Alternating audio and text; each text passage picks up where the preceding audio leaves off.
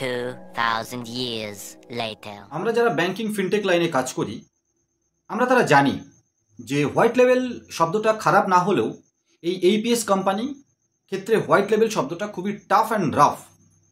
কারণ কিছুদিন কোম্পানিগুলো চলে, কোনো না কোনো জায়গা থেকে মান্যতা নিয়ে আসে, একটা ভালো এইপিএস কোম্পানির মতো সমস্ত সিস্টেম রয়েছে, টাকা তোলা, টাকা জমা, micro ATM, recharge, bill payment সব কিছু রয়েছে, কিন্তু হঠাৎ করে কয়েক বছর পর কোম্পানিটা গায়েব হয়ে গেল, টাকা পয়সা মেরে দিয়ে গায়েব হয়ে গেল। তাই হোয়াইট লেভেল কোম্পানি থেকে আপনারা দূরে থাকবেন, এটা আমরা বিভিন্ন ভিডিওতে বলে থাকি।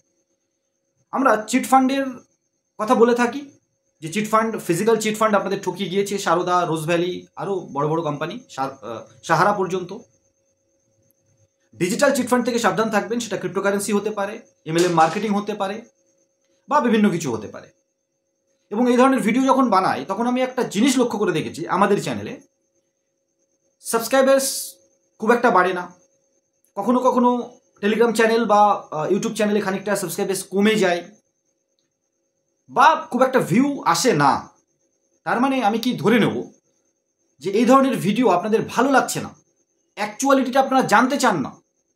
সাধারণ মানুষকে সাবধান করা, হোয়াইট লেভেল কোম্পানি থেকে দূরে থাকুন, ডিজিটাল ফিজিক্যাল চিটফান্ড থেকে দূরে থাকুন, ফ্রিতে অলিক স্বপ্নে লোভ থেকে দূরে থাকুন।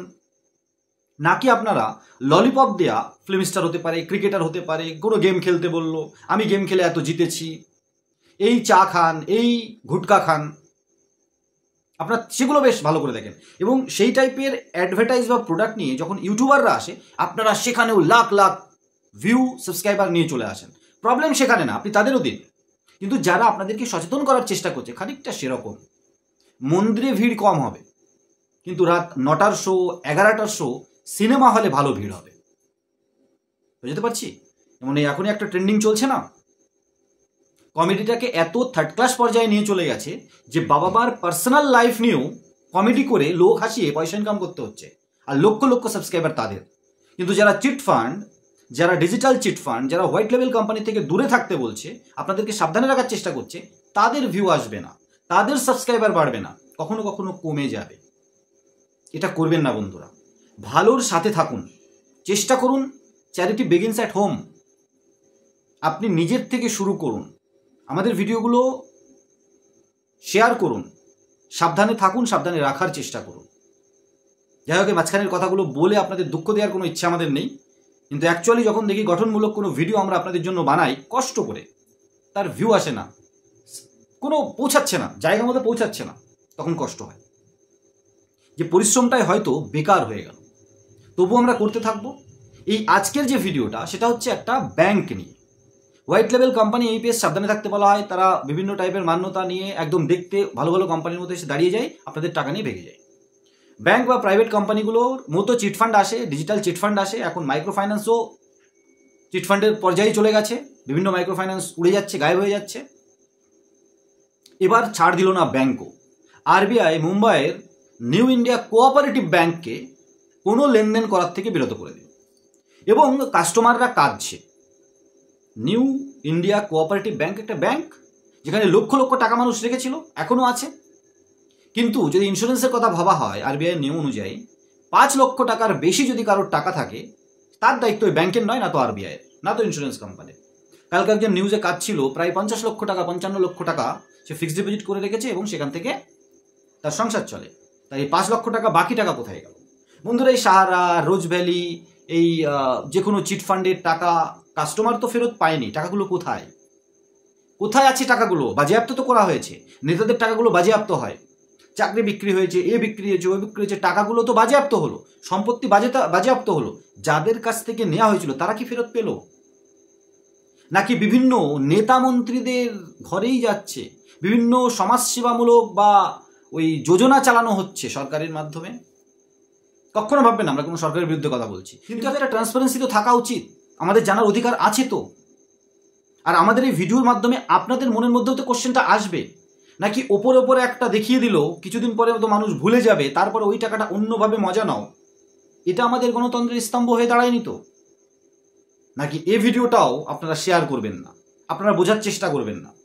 আপনাদের রোচক ভিডিও দরকার। বন্ধুরা, এই নিউ ইন্ডিয়া কোঅপারেটিভ ব্যাংকের মতো প্রত্যেকটা কোঅপারেটিভ ব্যাংক ঘুঘুর বাসা, আরবিআই আন্ডারে তো নিয়েছে, কিন্তু এইভাবে যদি আরবিআই ট্রানজাকশন বন্ধ করে দেয়, কাস্টমারগুলোর কি দোষ? রুলস ফলো করেনি তো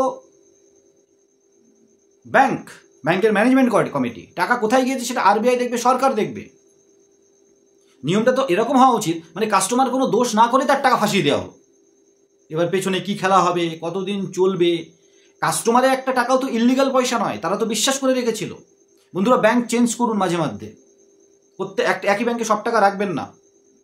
আর এসব কোঅপারেটিভ ব্যাংক বিশ্বাস করা বন্ধ করুন। আর কি বলবো, আরবিআই মান্যতাপ্রাপ্ত হয়েও আরবিআই তো সিকিউরিটি দিচ্ছে না। 5 লাখ টাকার সিকিউরিটি আছে, আপনার টাকার দোষ কি? সাধারণ কাস্টমারের দোষ কি? দোষ তো করেছে ব্যাংক, তাদের সাজা দেওয়া হোক। চাকরি করছে তাদের সাজা দেওয়া হোক, তাদের সম্পত্তি বাজেয়াপ্ত করা হোক যারা এই ইল্লিগাল অ্যাক্টিভিটির সাথে যুক্ত আছে। সাধারণ কাস্টমারের টাকা দেবে, লেনদেন করবেন না, এটা একটা ফরমান জারি করে দিল।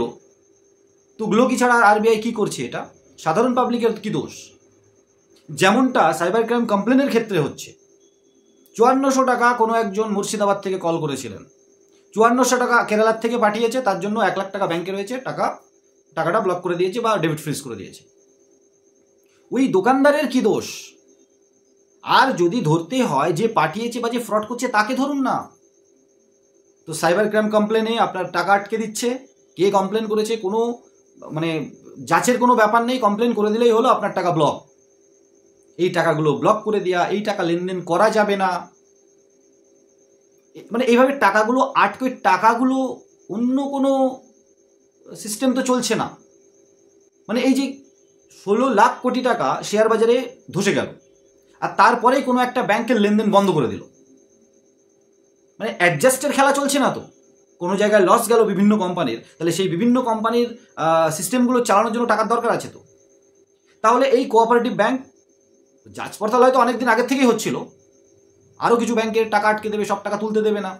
বন্ধুরা, এইসবের বিরুদ্ধে মতামত জোগাড় করুন। এটা সিস্টেমটা খুব একটা ভালো লাগছে না। উপরে বসা মানুষগুলো কোনো কষ্টে নেই, যারা ইল্লিগাল অ্যাক্টিভিটিস করেছে ওই ব্যাংকে, যার জন্য ব্যাংকের উপর তারা কিন্তু স্যালারি নিয়েছে, তারা বাড়ি গাড়ি কিচ্ছু হবে না তাদের। সাধারণ পাবলিকের টাকা ব্যাংকে আটকে রেখে দেবে না, লেনদেন করতে দেবে না। যাদের ওই ব্যাংকের অ্যাকাউন্ট থেকে কিস্তি যেত, লোনের কিস্তি, তারা এবার ক্রেডিট স্কোর যাবে, তারা ফাইন খাবে। আরবিআই এসব চিন্তা কি আছে আদৌ? কাস্টমারদের বলে কোনো অল্টারনেটিভ রাস্তা বের করার কি চেষ্টা করেছে আরবিআই? কথা বলবেন না বন্ধুরা? আর এই সমস্ত কথা বললেই দেশদ্রোহী হয়ে গেল। বন্ধুরা, ওপেন ফোরামে কথা হওয়া উচিত, শুধু ইউটিউবে নয়, ওপেন ফোরামে। আর তখন হবে যখন আপনাদের শেয়ার, আপনাদের লাইক, আপনাদের সাবস্ক্রাইব, আপনাদের ভিউজ লাখোতে আমাদের টাইপের ভিডিও যাবে। তখন সরকারের টনক নড়বে, ডিপার্টমেন্টের টনক নড়বে, আমাদের ডাকবে, আপনাদের ডাকবে, ওপেন ফোরামে কথা হবে। আমরা তো চাই আমাদের ডাকুক। কথা বলার সুযোগ দিলে তবে না চোখে আঙুল দিয়ে দেখিয়ে দেওয়া যাবে যে আপনারা এই জায়গায় ঠিক করছেন না। যে দোষ করেছে তাকে সাজা দিন। সাধারণ মানুষের কষ্টার্জিত টাকা ব্যাংকে রেখেছে, তার টাকা আপনি আটকাতে পারেন না, তার কি দোষ?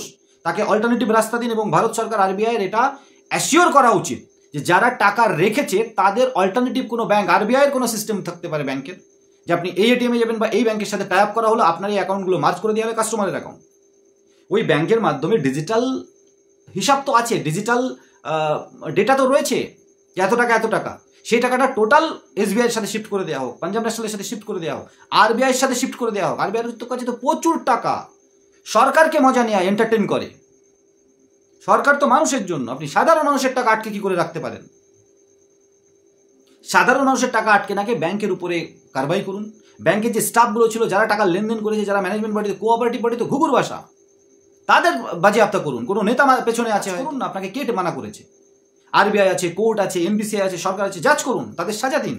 সাধারণ মানুষের টাকা আটকে রাখার অধিকার আপনাকে কে দিয়েছে? ব্যাংক ডুবলো তো সাধারণ মানুষ ঠেকা নিয়ে বসে আছে নাকি? আরবিআইকে ঠেকা নিতে হবে, সরকারকে ঠেকা নিতে হবে, কারণ আপনাদের উপর বিশ্বাস করে আপনারা মান্যতা দিয়েছেন, আপনারা কাল অবধি মান্যতা ছিল, সেই জন্য পাবলিক টাকা রেখেছে। কালকেও তো কোটি কোটি টাকা রাখা হয়েছে তাদের বিভিন্ন ব্রাঞ্চে। হয়তো আজকে হঠাৎ করে আরবিআই বললো টাকা তোলা যাবে না, কেন? আপনাদের দরকার পড়েছে টাকা নাকি? আর এই ভিডিওটা আপনারা যত পারুন শেয়ার করুন। এগুলো ওয়ান টাইপ অফ গেম চলে, পেছনে প্রচুর গেম চলে, যেখানে আমরা সাধারণ মানুষ একটা করে গুটি। নতুন একটা ভিডিও খুব তাড়াতাড়ি আবার আসবো, ততক্ষণ আমাদের সাথে থাকুন আর আমাদের এই চ্যানেলটাকে ভালোবাসা দিতে সাবস্ক্রাইব করে পাশে থাকুন।